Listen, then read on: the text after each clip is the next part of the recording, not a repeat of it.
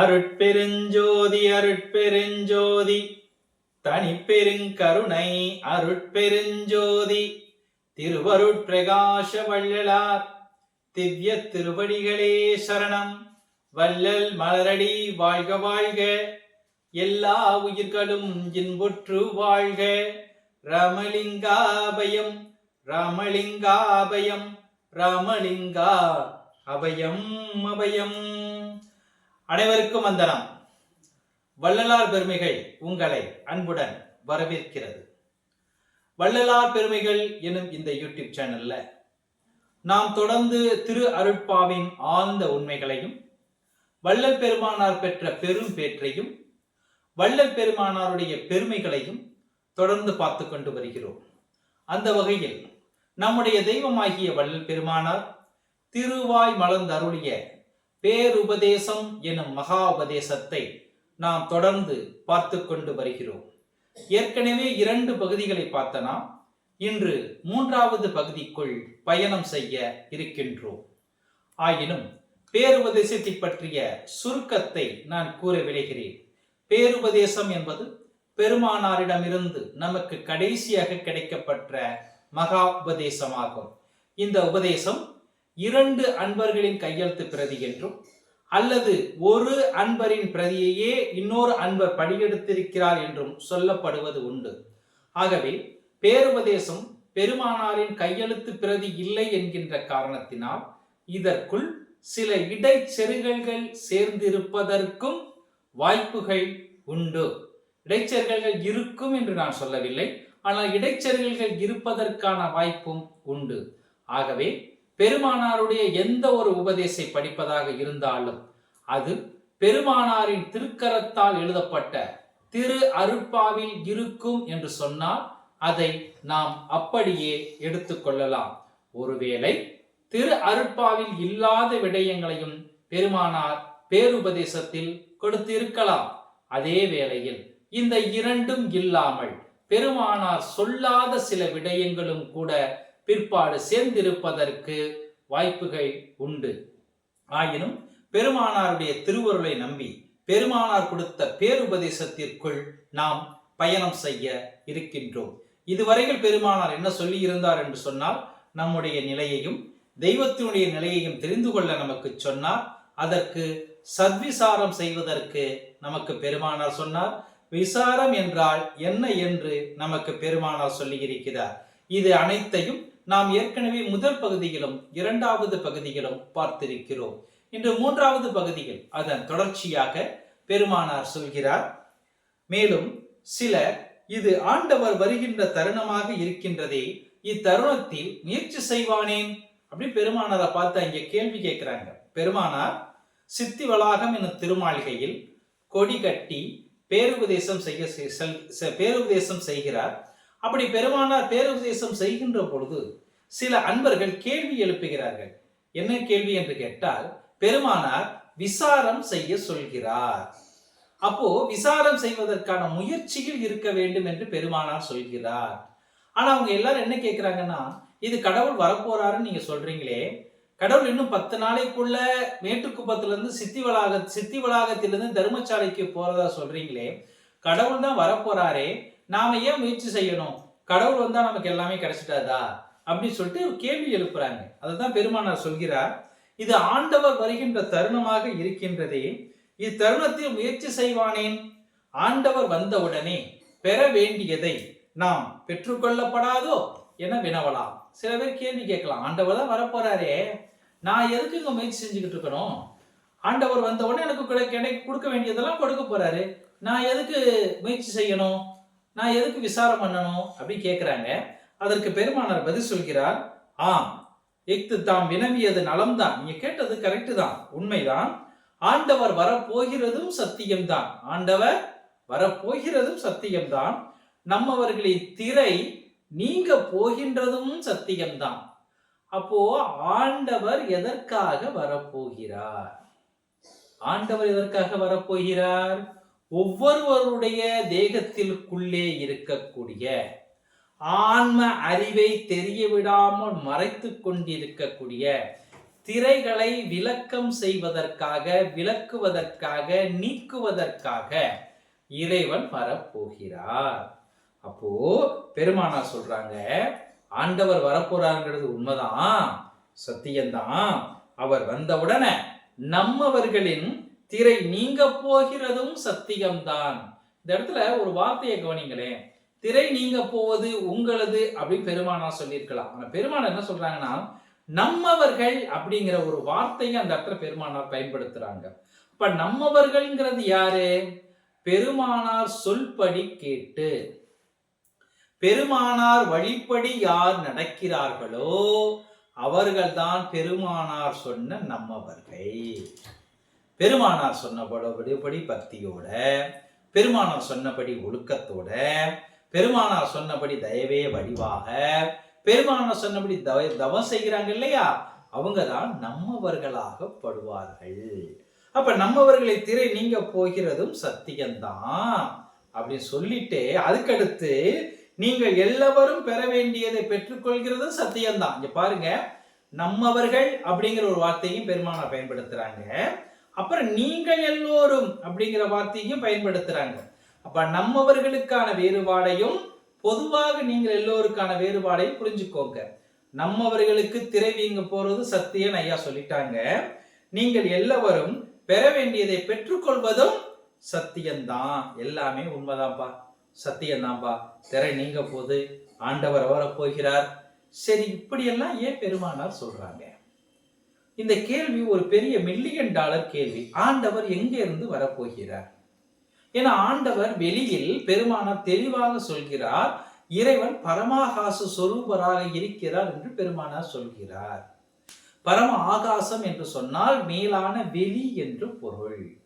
அப்ப வெளியில் இறைவனுக்கு எந்த விதமான உருவமும் கிடையாது.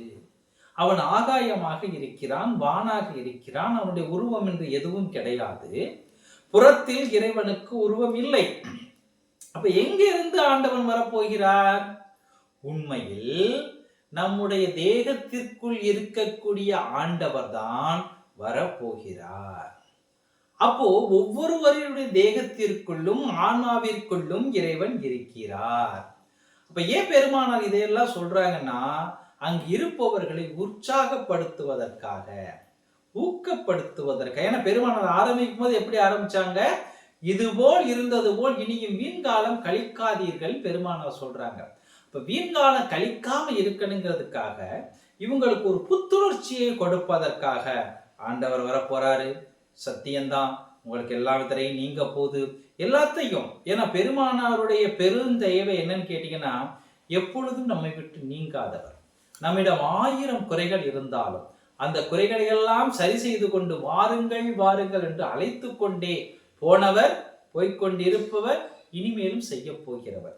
அதான் பெருமானார் சொல்றாங்க, ஆண்டவர் வரப்போறாரு, திரை நீங்க போது, எல்லாரும் சத்தியம்தான்.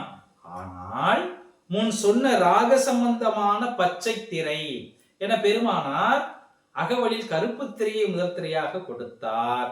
ஆனால் இங்கு 3வது திரையாகிய பச்சை திரை என்று சொல்லப்படக்கூடிய மாயையை, மயக்கத்தை முதல் திரையாக பெருமானார் கொடுக்கிறார். அந்த பச்சை திரை எப்படி இருக்குதுன்னா, 2 கூறாக இருக்கிறது. திரை நீங்க போறது என்னமோ உண்மைதான், ஆனா அந்த பச்சை திரையே 2 கூறாக இருக்கிறது. அது என்ன 2 கூறுனா, ஒன்று அசுத்த மாயாதிரை, இன்னொன்று சுத்த மாயாதிரை. இவை கீழ்பாகத்தில் ஒன்றுமாக மேல் பாகத்தில் ஒரு கூறுமாக இருக்கும். கீழ்பாகத்தில் உள்ளது அசுத்த மாயாதிரை, மேற்பாகத்தில் உள்ளது சுத்த மாயாதிரை. இவற்றில் அசுத்த மாயாதிரை என்பது இகலோக போக லட்சியம் உடையது. பெருமானார் முதலே சொல்லிட்டாங்க, விசாரம் பண்ணுவதாக இருந்தால் இகலோக விசாரமே இல்லை அப்படி பெருமானார் சொல்லிட்டாங்க. அப்போ நம்மகிட்ட இந்த அழுத்தமா இருக்கு இல்லையா, அந்த பச்சை திரை, இந்த 2 கூறா இருக்கு. அசுத்த மாயாதிரை இருக்கு இல்லையா, கீழ்ப்பாகத்தில் இருக்கு இல்லையா, இது எதனுடைய தொடர்புடையதாக இருக்குது அப்படின்னு பாத்தீங்கன்னா, இந்த உலகியல் விடயங்களுக்குள் தொடர்புடையதாகத்தான் இந்த பச்சை திரையில் கீழ்ப்பாகத்தில் இருக்கக்கூடிய அசுத்த மாயாதிரை உள்ளது. மேற்பாகத்தில் சுத்த மாயாதிரை இருக்கும். இவற்றில் ஆண்டவர் அனுக்கிரகம் செய்கின்ற பொழுது சாதாரண மனுஷர்களுடைய கீழ்ப்பாகத்தில் இருக்கக்கூடிய அசுத்தமாயை என்னும் பச்சை திரையை மாத்திரம் நீக்குவார்.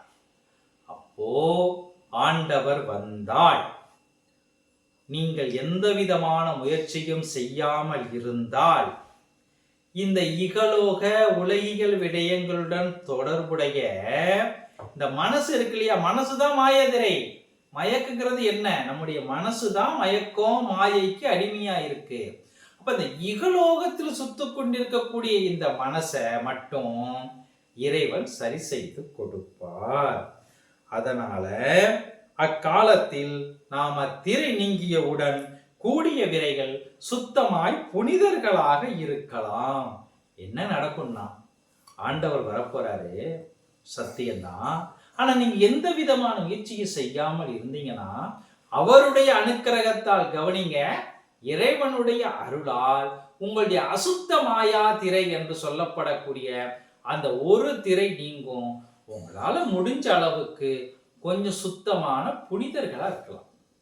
இவ்வளவுதான் இருக்க முடியுமே ஒழிய பெற வேண்டியதை பெற்றுக்கொள்ள முடியாது. தெளிவா பெருமான் சொல்றாங்க, நீங்க முயற்சி செய்யாமல் இருந்தால், விசாரம் செய்யாமல் இருந்தால் பெற வேண்டியதை பெற்றுக்கொள்வதற்கு கூடாது. மேலும் பஞ்சகிருத்திய உருவங்களும் இதர சித்தி முதலியவையும் ஆன்ம அனுபவத்தையும் செய்யவும் பெறவும் கூடாது. அப்போ 3 விஷயங்களை பெருமானார் எடுத்து சொல்றாங்க. நீங்க எந்த விதமான முயற்சியும் செய்யாமல் இருந்தால், இறைவன் வந்தால் அசுத்த மாயாதிரை என்பது மட்டும்தான் நீங்கும். ஆனா உண்மையா நீங்க அடைய வேண்டியது என்ன தெரியுமா? பஞ்சகிருத்திய யோகங்களை 5 செய்யக்கூடிய ஆற்றலை நீங்கள் பெற வேண்டும். பெருமானார் இதை பெற்றார். இப்போ சுத்த சன்மார்க்கத்தின் லட்சியம் எப்படிப்பட்டதுன்னு பெருமானார் எடுத்துட்டு வர்றாங்க. அசுத்த மாயாதிரை போச்சுன்னா இதெல்லாம் உங்களுக்கு கிடைக்காது. எதை நம்ம பெற்றுக்கொள்ள வேண்டும்? பஞ்சகிருத்திய யுகங்களும் 5 செய்யக்கூடிய ஆற்றலும் இதர சித்தி முதலியவையும், எண்ணற்ற சித்துக்கள் செய்யக்கூடிய சித்தி முதலியவைகளும், இதையெல்லாம் விட முக்கியமான ஆன்ம அனுபவத்தையும் பெற முடியாமல் போய்விடும். அதன் பின்னும் நன்முயற்சி செய்தே மேலேற வேண்டும். அப்ப நீங்க முயற்சி பண்ணாம இருந்தீங்கன்னா ஓரளவு சுத்தமான புனிதர்களா இருக்கலாமே ஒழிய 5 ஆற்றலோ சித்திகளோ ஆன்ம அனுபவமோ எதுவுமே கிடைக்காது. சரி, அப்ப கிடைக்கணும்னா என்ன பண்ணணும்னா, அதற்கு பின்னாடியும் வேற வழி இல்லைன்னா நன்முயற்சி செய்தே மேலேற வேண்டியது. பெருமானாடி சுத்த சன்மார்க்கம் நமக்கு எடுத்து கொடுக்கக்கூடிய முக்கியமான விடயம் என்ன என்று கேட்டால், பெருமானார் இருக்கிறார், தெய்வமாக இருக்கிறார், அனுதினமும் நம்மை பார்த்து கொண்டிருக்கிறார், நாம் செய்யக்கூடிய செயல்களை கவனித்துக் கொண்டிருக்கிறார் என்றாலும் கூட, பெருமானார் நமக்கு துணையாக இருக்கிறார் என்றாலும் கூட, பெருமானாரின் துணையே நமக்கு இருந்தாலும் நாம் நன்முயற்சி செய்துதான் ஆக வேண்டும். நாம் செய்யக்கூடிய நன்முயற்சியில் ஏற்படக்கூடிய இடையூறுகளைத்தான் பெருமானார் துணையாக இருந்து விளக்குவாரே ஒழிய, பெருமானார் அப்படியே நம்மளை தூக்கிட்டு போயிட்டு மேல வச்சிட மாட்டார். ஏனென்றால் பெருமானாரே நான் முயற்சி செய்துதான் மேலேறினார். அதைத்தான் பெருமானார் சொல்றாங்க, நான் முயற்சி செய்தே மேலேற வேண்டியது அப்படி பெருமானார் சொல்றாங்க. அப்ப இதுல இருந்து நாம என்ன தெரிஞ்சுக்கிட்டோம் அப்படின்னு பாத்தீங்கன்னா, இந்த உலகத்துல இது வரைக்கும் நீங்க எப்படியெல்லாம் வீண்காலம் கழிச்சீங்களோ அதெல்லாம் போகட்டும், போனதா இருக்கட்டும். ஆண்டவர் வரப்போகிறார். இதை மனசுல அழுத்தம் திருத்தமா பதிவு பண்ணிக்கிங்க. பெருமாள் இதெல்லாம் நம்மளை உற்சாகப்படுத்துறதுக்காக சொல்றாங்க, வேற ஒண்ணும் இல்லை. ஆண்டவர் என்ன எங்கேயோ வானத்துல இருந்து அப்படி குதிச்சு வரப்போறாரா? இல்லை. ஆண்டவரை அடைய வேண்டும் என்று விருப்பம் இருப்பவர்களுக்காக கொடுத்தப்பட்ட உபதேசம் இந்த பேருபதேசம். சும்மா வீண்வாதம் பேசிக்கொண்டு உலகில் சுற்றி கொண்டிருப்பவர்களுக்காக இந்த பேருபதேசம் வழங்கப்படவில்லை. அப்படி இறைவனை அடைய வேண்டும் என்று நீங்கள் விரும்பினால் நீங்கள் நன்முயற்சிகள் இருக்க வேண்டும். விசாரம் செய்ய வேண்டும். நம்முடைய நிலை எப்படிப்பட்டது, நம்மை அதிர்ஷ்டிக்கின்ற தெய்வத்தினுடைய நிலை எப்படிப்பட்டது. ஏன் தெய்வத்தினுடைய நிலை எப்படிப்பட்டதுன்னு பெருமானார் சொல்றாங்கன்னா, அகவல்ல முதல் திரை என்ன திரை? கரும்பெருந்திரை. அது எதை மறைக்குது? இறைவனுடைய அரசாட்சியை மறைக்குது. அப்ப இறைவன் யார் என்று தெரிய விடாமல் நம்மை தடுத்து கொண்டு எது இருக்கிறது என்று சொன்னால் அந்த கருப்பு திரை தான் இருக்கிறது. அப்ப அந்த கருப்பு திரை நீங்கினா தான் தெய்வம் யார் என்று நமக்கு தெரிந்தால்தான் அதற்கு அடுத்தடுத்து போக முடியும். அதனால்தான் பெருமானார் எடுத்த உடனே என்ன சொன்னாங்கன்னா, நம்முடைய நிலை எப்படிப்பட்டது, நம்மை அதிர்ஷ்டிக்கின்ற தெய்வத்தினுடைய நிலை எப்படிப்பட்டதுன்னு விசாரம் பண்ண சொன்னாங்க. பெருமானார் கொடுத்த 2 முக்கியமான விடயங்கள் என்ன கேட்டீங்கன்னா, ஒன்னு பரோபகாரம், இன்னொன்னு சத்விசாரம். சத்விசாரம் செய்யாமல், அறிவு விளக்கம் பெறாமல் தெய்வத்தினுடைய நிலை என்னவென்று நம்மால் தெரிந்து கொள்ளவே முடியாது. அதான் பெருமானார் சொல்லியிருக்காங்க. இதுவரைக்கும் இது ஒரு பாகமாக இருக்கின்ற பொழுது அடுத்து பெருமானார் பயன்படுத்தக்கூடிய வார்த்தைகள் மிக மிக மிக மிக முக்கியமான வார்த்தைகளாக இருக்கிறது. நீங்கள் கொஞ்சம் கூர்ந்து கவனிக்க வேண்டும். நல்லா பாருங்க, பெருமானார் எத்தனையோ உபதேசங்களை செய்யறாங்க, அறிவுரைகள் கொடுக்கிறாங்க, அருட்பா எழுதி கொடுத்திருக்கிறாங்க, பாடி காட்டி இருக்கிறாங்க. பெருமானார் 3 விதமான தீட்சைகளை தன்னுடைய சிஷ்யர்களுக்கும் சன்மார்க்கத்தில் விரும்பி பயில வந்தவர்களுக்கும் கொடுத்தார். அவர்களை எல்லாம் பக்குவப்படுத்தினார், அவர்கள் எல்லாம் மீளேற வேண்டும் என்று மெனக்கிட்டார். இத்தனை விடயங்களையும் பெருமானார் செய்து சித்தி வளாகத்தில் முதல் முறையாக கொடிகட்டி பெருமானார் இந்த பேருபதேசத்தை செய்கிறார். பெருமானார் இந்த பேருபதேசத்தை செய்கிறார் என்கின்ற தகவல் ஏற்கனவே எல்லோரிடமும் பரவி இருக்கக்கூடிய காரணத்தினால் பெருமானார் மீது காழ்ப்புணர்ச்சி கொண்ட, சமயத்தின் மீது பற்று உள்ளவர்களும் ஒரு சில புலவர்களும் சேர்ந்து பெருமானார் மேட்டுக்குப்பத்தில் கொடிகட்டி பேருபதேசம் செய்து கொண்டிருக்கக்கூடிய இடத்தில் கூச்சல் குழப்பங்களை ஏற்படுத்துகிறார்கள்.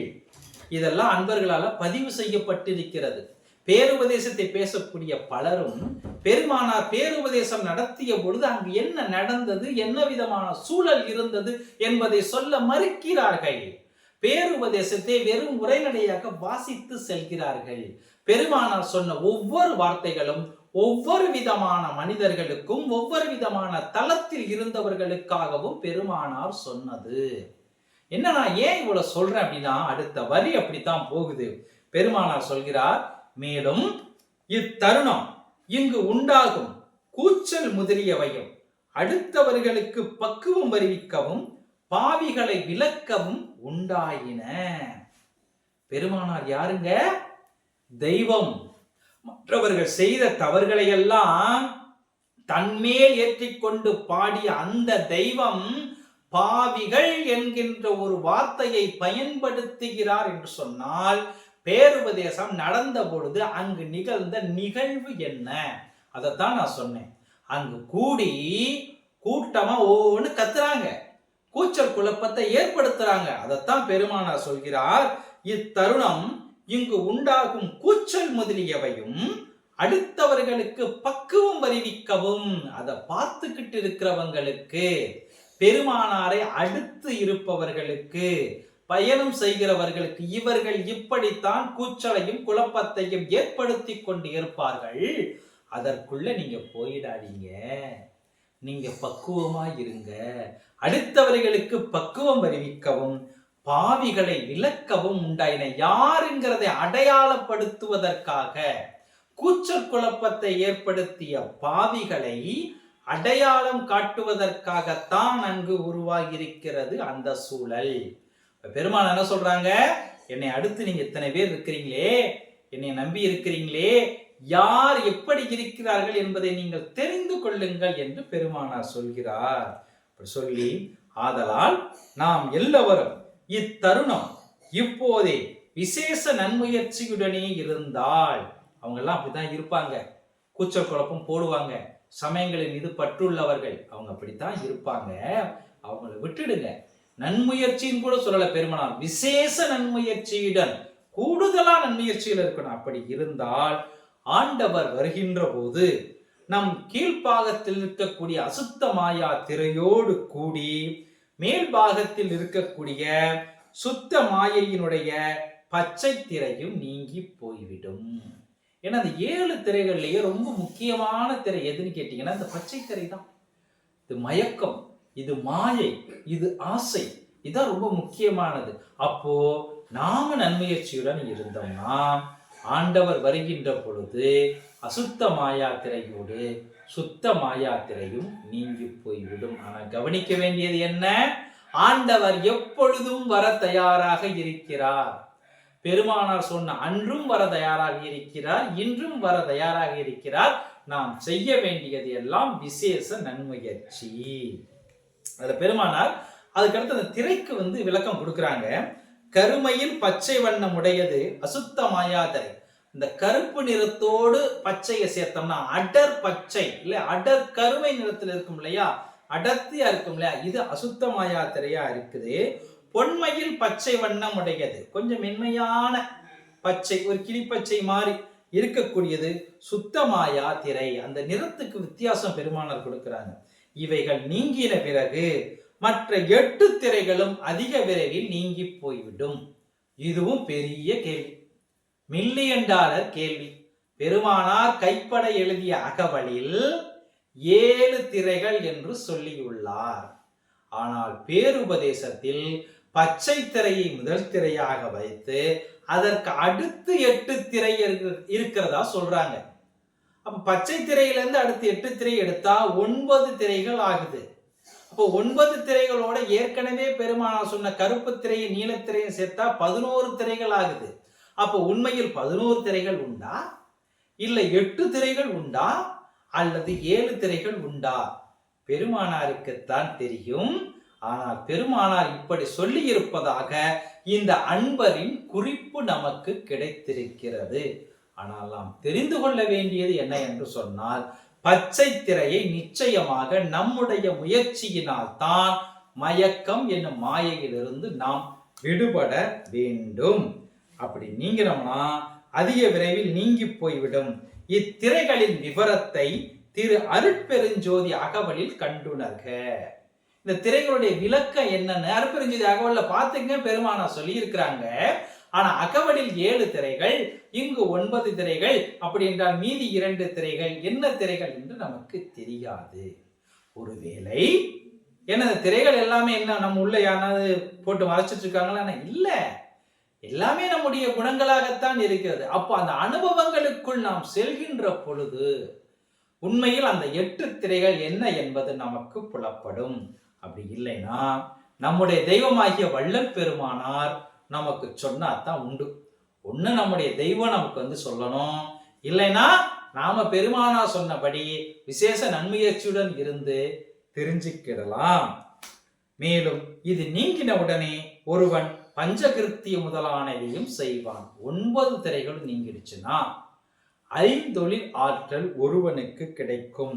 ஆதலால் ஒவ்வொருவரும் முயற்சியுடனே இருந்தால் அதற்கு தக்க லாபத்தை பெற்றுக் கொள்ளலாம். நெத்தி பொட்டுல அடிக்கிற மாதிரி பெருமானார் சொல்லிட்டார். சும்மா இங்க கதை பேசுறதுக்கு வேலை இல்லை. நீ எந்த அளவுக்கு முயற்சி பண்றியோ அந்த அளவுக்கு உனக்கு லாபம் உண்டு. நீ எந்த அளவுக்கு உழைப்பு கொடுக்கறியோ அந்த அளவுக்கு உனக்கு லாபம் உண்டு. நீ ஒரு நாள் உட்கார்ந்து 1 மணி நேரம் 1.5 மணி நேரம் பாராயணம் பண்ணினா, சோஸ்திரம் பண்ணினா, என்னதெல்லாம் பெருமானார் பண்ண சொல்றாங்க. பாராயணம் பண்ணினால், சோஸ்திரம் பண்ணினால் அதனால எவ்வளவு நல்ல சுத்த உஷ்ணம் கிடைக்குமோ அதை பெருமானார் கூலியா லாபமா நமக்கு கொடுத்துருவாங்க. எந்த அளவுக்கு நீங்க மற்றவங்க கிட்ட தயவோட இருக்கிறீங்களோ அதுக்குண்டான லாபத்தை, அதுக்குண்டான கூலியை பெருமான் கொடுத்துருவாங்க. மனசை இழுத்து புருவ மத்தியில நிறுத்தி நீங்க தவம் பண்ணீங்கன்னா எந்த அளவுக்கு லாபம் கொடுக்கணுமோ அந்த அளவுக்கு லாபத்தை பெருமான் கொடுத்துருவாங்க. பெருமான் இருக்காங்க, தெய்வமா இருக்காங்க, அவங்க கிட்ட எல்லா விதமான ஆற்றலும் இருக்கு. என்னை கைவிட மாட்டாங்க நம்பி பெருமான் மேல பக்தி செலுத்தினால், பெருமானாரை வணங்கினால், பெருமானாரின் திருவுருவத்தை வணங்கினால் பெருமானார் என்ன கூலி கொடுக்கணுமோ அதை நமக்கு கொடுத்துருவாங்க. அதுதான் பெருமான் தெளிவாக சொல்கிறார், ஒவ்வொருவருடன் முயற்சியுடன் இருந்தால் அதற்கு தக்க லாபத்தை பெற்றுக் கொள்ளலாம். அப்ப நம்ம பிறந்ததற்கான நோக்கம் என்ன? ஆன்ம லாபத்தை பெறுவதற்காகத்தான் நாம் பிறந்தோம். சுத்த சன்மார்க்கத்தின் லட்சியம் ஒன்னே ஒண்ணுதான், அது ஆன்ம லாபத்தை பெறுவது. அந்த ஆன்ம லாபத்தை எப்படி பெறணுங்கிற வழிவகையை பெருமானார் நமக்கு எடுத்து கொடுத்திருக்கிறாங்க. நாம நன்முயற்சியில் இருக்க வேண்டும் என்று கூறி பேருபதேசத்தின் அடுத்த தொடர்ச்சியை 4வது பகுதியில் பார்ப்போம் என்று கூறி உங்களிடமிருந்து விடைபெற்றுக் கொள்வதே உங்கள் அன்பு சகோதரன் காஞ்சிபுரத்திலிருந்து செந்தில். அருட்பெருஞ்சோதி அருட்பெருஞ்சோதி தனிப்பெருங்கருணை அருட்பெருஞ்சோதி திருவருட் பிரகாச வள்ளலார் திவ்ய திருவடிகளே சரணம். வள்ளல் மலரடி வாழ்க வாழ்க, எல்லா உயிர்களும் இன்புற்று வாழ்க. ராமலிங்காபயம் ராமலிங்காபயம் ராமலிங்கா அபயம் அபயம். நன்றி, வந்தனம்.